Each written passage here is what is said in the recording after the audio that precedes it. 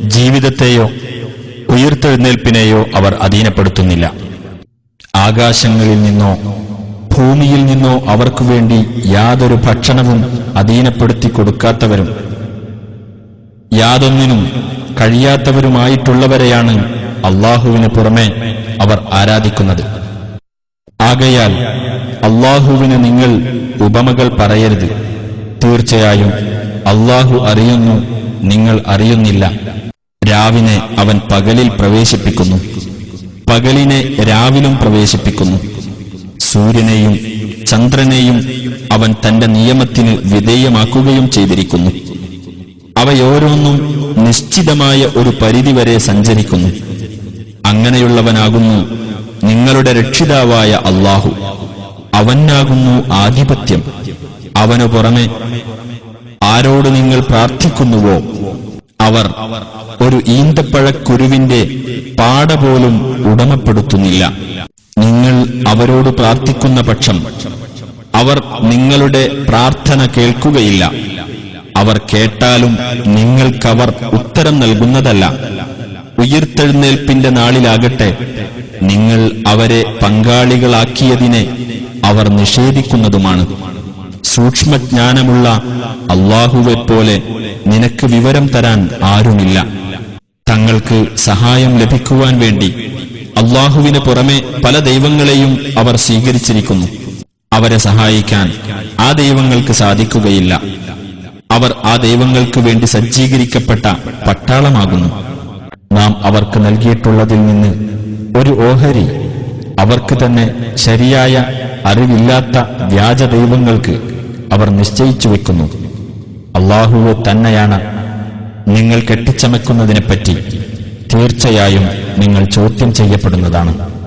അള്ളാഹുവിനു പുറമെ ഉയിർത്തെഴുന്നേൽപ്പിന്റെ നാളുവരെയും തനിക്ക് ഉത്തരം നൽകാത്തവരെ വിളിച്ചു പ്രാർത്ഥിക്കുന്നവനേക്കാൾ വഴിപിഴച്ചവൻ ആരുണ്ട്? അവരാകട്ടെ ഇവരുടെ പ്രാർത്ഥനയെപ്പറ്റി ബോധമില്ലാത്തവരാകുന്നു.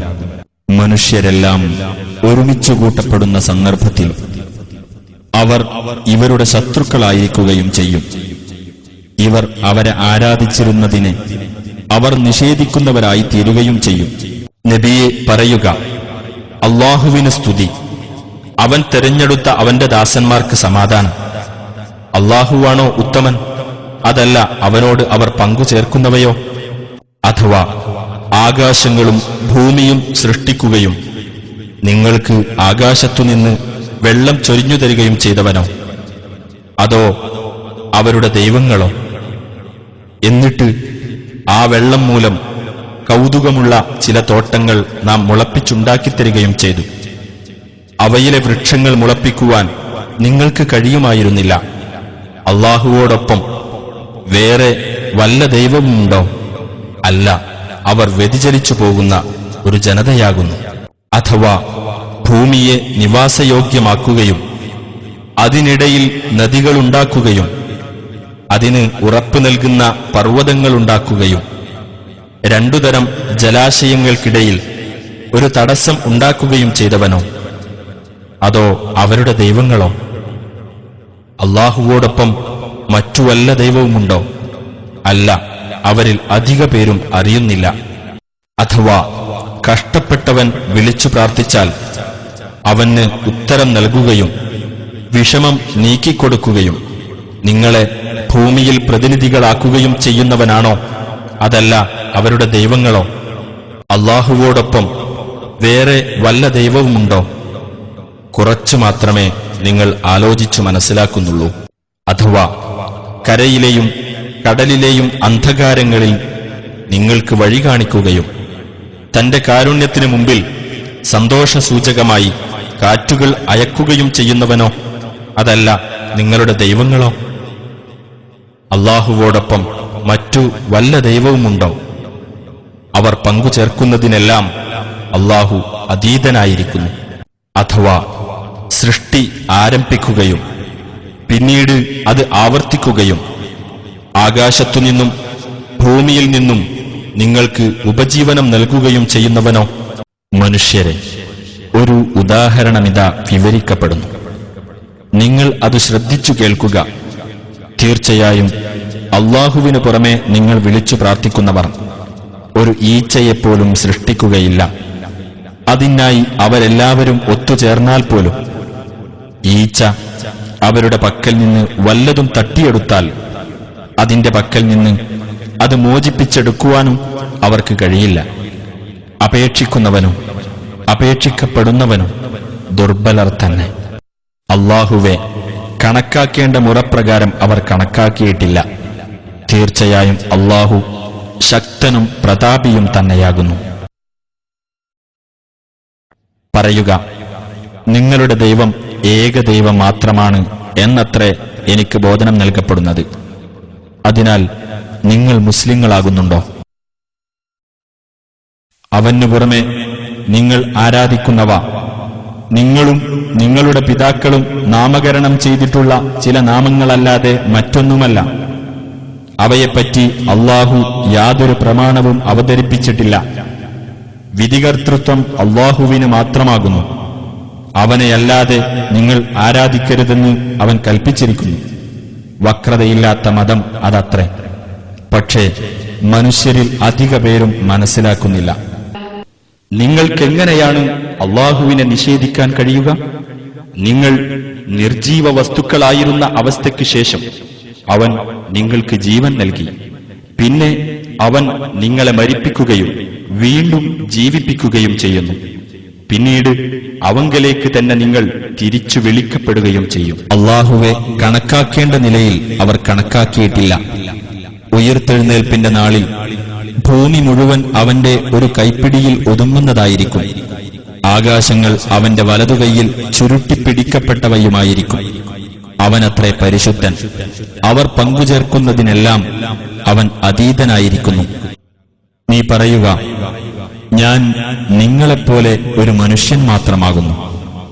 നിങ്ങളുടെ ദൈവം ഏകദൈവമാകുന്നു എന്ന് എനിക്ക് ബോധനം നൽകപ്പെടുന്നു. ആകയാൽ അവങ്കലേക്കുള്ള മാർഗത്തിൽ നിങ്ങൾ നേരെ നിലകൊള്ളുകയും അവനോട് നിങ്ങൾ പാപമോചനം തേടുകയും ചെയ്യുവിൻ. ബഹുദൈവാരാധകർക്കാകുന്നു നാശം. അവരുടെ പണ്ഡിതന്മാരെയും പുരോഹിതന്മാരെയും മറിയമിന്റെ മകനായ മസീഹിനെയും അല്ലാഹുവിന് പുറമെ അവർ രക്ഷിതാക്കളായി സ്വീകരിച്ചു. എന്നാൽ ഏകദൈവത്തെ ആരാധിക്കാൻ മാത്രമായിരുന്നു അവർ കൽപ്പിക്കപ്പെട്ടിരുന്നത്. അവനല്ലാതെ യാതൊരു ദൈവവുമില്ല. അവർ പങ്കുചേർക്കുന്നതിൽ നിന്ന് അവൻ എത്രയോ പരിശുദ്ധൻ. പരമകാരുണികൻ ഒരു സന്താനത്തെ സ്വീകരിച്ചിട്ടുണ്ടെന്ന് അവർ പറഞ്ഞിരിക്കുന്നു. അപ്രകാരം പറയുന്നവരെ, തീർച്ചയായും നിങ്ങൾ ചെയ്തിരിക്കുന്നത് ഗുരുതരമായ ഒരു കാര്യമാകുന്നു. അതുനിമിത്തം ആകാശങ്ങൾ പൊട്ടിപ്പിളരുകയും ഭൂമി വിണ്ടുകീറുകയും പർവ്വതങ്ങൾ തകർന്നു വീഴുകയും ചെയ്യുമാറാകും. അതെ, പരമകാരുണികന് സന്താനമുണ്ടെന്ന് അവർ വാദിച്ചതു നിമിത്തം. സന്താനത്തെ സ്വീകരിക്കുക എന്നത് പരമകാരുണികന് അനുയോജ്യമാവുകയില്ല. ആകാശങ്ങളിലും ഭൂമിയിലുമുള്ള ഏതൊരാളും ഒരു ദാസനെന്ന നിലയിൽ പരമകാരുണികന്റെ അടുത്ത് വരുന്നവൻ മാത്രമായിരിക്കും. തീർച്ചയായും അവരെ അവൻ തിട്ടപ്പെടുത്തുകയും എണ്ണിക്കണക്കാക്കുകയും ചെയ്തിരിക്കുന്നു. അവരോരോരുത്തരും ഉയിർത്തെഴുന്നേൽപ്പിന്റെ നാളിൽ ഏകാഗിയായിക്കൊണ്ട് അവന്റെ അടുക്കൽ വരുന്നതാണ്. വേദക്കാരെ, നിങ്ങൾ മതകാര്യത്തിൽ അതിരുകവിയരുത്. അല്ലാഹുവിന്റെ പേരിൽ വാസ്തവമല്ലാതെ നിങ്ങൾ പറയുകയും ചെയ്യരുത്. മറിയമിന്റെ മകനായ മസീഹ് ഈസ അല്ലാഹുവിന്റെ ദൂതനും മറിയമിലേക്ക് അവൻ ഇട്ടുകൊടുത്ത അവന്റെ വചനവും അവങ്കൽ നിന്നുള്ള ഒരു ആത്മാവും മാത്രമാകുന്നു. അതുകൊണ്ട് നിങ്ങൾ അല്ലാഹുവിലും അവന്റെ ദൂതന്മാരിലും വിശ്വസിക്കുക. ത്രിത്വം എന്ന വാക്ക് നിങ്ങൾ പറയരുത്. നിങ്ങളുടെ നന്മക്കായി നിങ്ങൾ ഇതിൽ നിന്ന് വിരമിക്കുക. അല്ലാഹു ഏക ആരാധ്യൻ മാത്രമാകുന്നു. തനിക്ക് ഒരു സന്താനമുണ്ടായിരിക്കുക എന്നതിൽ നിന്ന് അവൻ എത്രയോ പരിശുദ്ധനത്രേ. ആകാശങ്ങളിലുള്ളതും ഭൂമിയിലുള്ളതുമെല്ലാം അവന്റേതാകുന്നു. കൈകാര്യകർത്താവായി അല്ലാഹു തന്നെ മതി. അല്ലാഹുവിന്റെ അടിമയായിരിക്കുന്നതിൽ മസീഹ് ഒരിക്കലും വൈമനസ്യം കാണിക്കുന്നതല്ല. അല്ലാഹുവിന്റെ സാമീപ്യം സിദ്ധിച്ച മലക്കുകളും വൈമനസ്യം കാണിക്കുന്നതല്ല. അല്ലാഹുവെ ആരാധിക്കുന്നതിൽ ആർ വൈമനസ്യം കാണിക്കുകയും അഹംഭാവം നടിക്കുകയും ചെയ്യുന്നുവോ അവരെ മുഴുവനും അവൻ തന്റെ അടുക്കലേക്ക് ഒരുമിച്ചു കൂട്ടുന്നതാണ്. എന്നാൽ വിശ്വസിക്കുകയും സൽക്കർമ്മങ്ങൾ പ്രവർത്തിക്കുകയും ചെയ്തത് ആരോ അവരുടേതായ പ്രതിഫലം അവർക്കവൻ നിറവേറ്റിക്കൊടുക്കുകയും അവന്റെ അനുഗ്രഹത്തിൽ നിന്ന് കൂടുതലായി അവർക്ക് നൽകുകയും ചെയ്യുന്നതാണ്. എന്നാൽ വൈമനസ്യം കാണിക്കുകയും അഹങ്കരിക്കുകയും ചെയ്തവരാരോ അവർക്കവൻ വേദനയേറിയ ശിക്ഷ നൽകുന്നതാണ്. അല്ലാഹുവെ കൂടാതെ തങ്ങൾക്ക് ഒരു ഉറ്റമിത്രത്തെയോ സഹായിയെയോ അവർ കണ്ടെത്തുകയുമില്ല. മറിയമിന്റെ മകൻ മസീഹ് തന്നെയാണ് അല്ലാഹു എന്ന് പറഞ്ഞവർ തീർച്ചയായും അവിശ്വാസികളായിരിക്കുന്നു. എന്നാൽ മസീഹ് പറഞ്ഞത്, ഇസ്രായേൽ സന്തതികളെ, എന്റെയും നിങ്ങളുടെയും രക്ഷിതാവായ അല്ലാഹുവെ നിങ്ങൾ ആരാധിക്കുവിൻ. അല്ലാഹുവോട് വല്ലവനും പങ്കുചേർക്കുന്ന പക്ഷം തീർച്ചയായും അല്ലാഹു അവന് സ്വർഗം നിഷിദ്ധമാക്കുന്നതാണ്, നരകം അവന്റെ വാസസ്ഥലമായിരിക്കുകയും ചെയ്യും. അക്രമികൾക്ക് സഹായികളായി ആരും തന്നെയില്ല എന്നാണ്. അല്ലാഹു മൂവരിൽ ഒരാളാണ് എന്ന് പറഞ്ഞവർ തീർച്ചയായും അവിശ്വാസികളായിരിക്കുന്നു. ഏക ആരാധ്യനല്ലാതെ യാതൊരു ആരാധ്യനും ഇല്ല തന്നെ.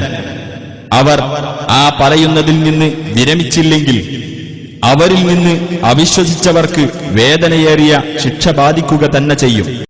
ആകയാൽ അവർ അല്ലാഹുവിലേക്ക് ഖേദിച്ചു മടങ്ങുകയും അവനോട് പാപമോചനം തേടുകയും ചെയ്യുന്നില്ലേ? അല്ലാഹു ഏറെ പൊറുക്കുന്നവനും കരുണാനിധിയുമത്ര. മറിയമിന്റെ മകൻ മസീഹ് ഒരു ദൈവദൂതൻ മാത്രമാകുന്നു. അദ്ദേഹത്തിനു മുമ്പ് ദൂതന്മാർ കഴിഞ്ഞുപോയിട്ടുണ്ട്. അദ്ദേഹത്തിന്റെ മാതാവ് സത്യവതിയുമാകുന്നു. അവർ ഇരുവരും ഭക്ഷണം കഴിക്കുന്നവരായിരുന്നു. നോക്കൂ, നാം അവർക്ക് തെളിവുകൾ വിവരിച്ചു കൊടുക്കുന്നത് എങ്ങനെയാണെന്ന് നോക്കൂ. എന്നിട്ടും അവർ എങ്ങനെയാണ് സത്യത്തിൽ നിന്ന് തെറ്റിക്കപ്പെടുന്നതെന്ന്. നബിയെ പറയുക, അല്ലാഹുവെ കൂടാതെ നിങ്ങൾക്ക് ഉപകാരമോ ഉപദ്രവമോ ചെയ്യാൻ കഴിയാത്ത വസ്തുക്കളെയാണോ നിങ്ങൾ ആരാധിക്കുന്നത്? അല്ലാഹുവാകട്ടെ എല്ലാം കേൾക്കുന്നവനും അറിയുന്നവനുമാകുന്നു. അല്ലാഹുവിലും അവന്റെ ദൂതന്മാരിലും അവിശ്വസിക്കുകയും വിശ്വാസകാര്യത്തിൽ അല്ലാഹുവിനും അവന്റെ ദൂതന്മാർക്കുമിടയിൽ വിവേചനം കൽപ്പിക്കാൻ ആഗ്രഹിക്കുകയും ഞങ്ങൾ ചിലരിൽ വിശ്വസിക്കുകയും ചിലരെ നിഷേധിക്കുകയും ചെയ്യുന്നു എന്ന് പറയുകയും അങ്ങനെ വിശ്വാസത്തിനും അവിശ്വാസത്തിനുമിടയിൽ മറ്റൊരു മാർഗം സ്വീകരിക്കാൻ ഉദ്ദേശിക്കുകയും ചെയ്യുന്നവരാരോ അവർ തന്നെയാകുന്നു യഥാർത്ഥത്തിൽ സത്യനിഷേധികൾ. സത്യനിഷേധികൾക്ക് അപമാനകരമായ ശിക്ഷ നാം ഒരുക്കിവച്ചിട്ടുണ്ട്. അല്ലാഹുവിലും അവന്റെ ദൂതന്മാരിലും വിശ്വസിക്കുകയും അവരിൽ ആർക്കിടയിലും വിവേചനം കാണിക്കാതിരിക്കുകയും ചെയ്തവരാരോ അവർ അർഹിക്കുന്ന പ്രതിഫലം അവർക്ക് അല്ലാഹു നൽകുന്നതാണ്. അല്ലാഹു ഏറെ പൊറുക്കുന്നവനും കരുണാനിധിയുമാകുന്നു. തീർച്ചയായും അല്ലാഹുവിങ്കൽ മതം എന്നാൽ ഇസ്ലാമാകുന്നു. വേദഗ്രന്ഥം നൽകപ്പെട്ടവർ തങ്ങൾക്ക് മതപരമായ അറിവ് വന്നുകിട്ടിയ ശേഷം തന്നെയാണ് ഭിന്നിച്ചത്. അവർ തമ്മിലുള്ള കക്ഷിമാത്സര്യം നിമിത്തമത്രേ അത്. വല്ലവരും അല്ലാഹുവിന്റെ തെളിവുകൾ നിഷേധിക്കുന്നുവെങ്കിൽ അല്ലാഹു അതിവേഗം കണക്ക് ചോദിക്കുന്നവനാകുന്നു. നബിയെ പറയുക, വേദക്കാരെ, ഞങ്ങൾക്കും നിങ്ങൾക്കുമിടയിൽ സമമായുള്ള ഒരു വാക്യത്തിലേക്ക് നിങ്ങൾ വരുവിൻ. അതായത്, അല്ലാഹുവെയല്ലാതെ നാം ആരാധിക്കാതിരിക്കുകയും അവനോട് യാതൊന്നിനെയും പങ്കുചേർക്കാതിരിക്കുകയും നമ്മളിൽ ചിലർ ചിലരെ അല്ലാഹുവിന് പുറമെ രക്ഷിതാക്കളാക്കാതിരിക്കുകയും ചെയ്യുക എന്ന തത്വത്തിലേക്ക്. എന്നിട്ട് അവർ പിന്തിരിഞ്ഞു കളയുന്ന പക്ഷം നിങ്ങൾ പറയുക, ഞങ്ങൾ അല്ലാഹുവിന് കീഴ്പ്പെട്ടവരാണ് എന്നതിന് നിങ്ങൾ സാക്ഷ്യം വഹിച്ചുകൊള്ളുക. നബിയെ പറയുക, അല്ലാഹുവിലും ഞങ്ങൾക്ക് അവതരിപ്പിക്കപ്പെട്ട